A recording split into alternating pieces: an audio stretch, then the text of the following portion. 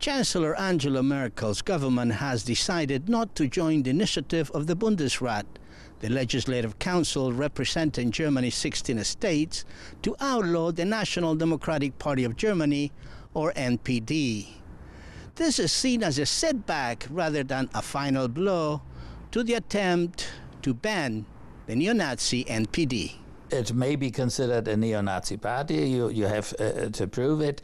I think it's a mixed party. Not only there are neo-Nazis in it, of course, but there are also good old pre-Nazi reactionaries who were as undemocratic as the Nazis were. So I would have my doubts about the wisdom of the decision to go to court and try to outlaw the NPD.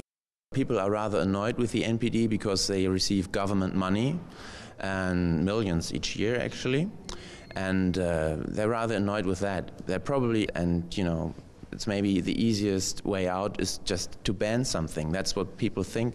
So I think 3/4 of Germans are in favor of banning the NPD. It's very frustrating, I mean, for Jewish people to see that the government has not been able to collect so much proof that they are anti-democratic. It's frustrating, and on the other side, it may bring afraidness to some people to say, "Wow, the government is not able to handle this. So how should we handle this?" The NPD, Germany's main neo-Nazi party, which according to the latest government figures has 5,800 members, is known for its anti-democratic, anti-foreigner, and anti-Semitic actions. For many years, the NPD has been spreading its Nazi propaganda and offering many right-wing extremist groups ideological and logistical support, with German taxpayer monies, no less. Yes, it may be a neo-Nazi party at some point, but as it is not a danger to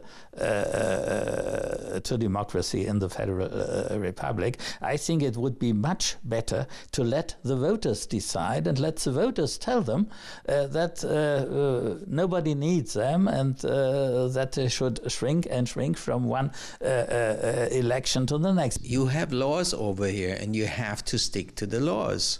If they would have gotten enough proof, they would have gone to court. I personally think that they are afraid that whatever they present to the Supreme Court will not be enough to close a party. And if you listen to Herr Friedrich, the Minister of the Interior, and some others in the federal government and also in the Bundestag, they have their doubts. It's not a watertight case.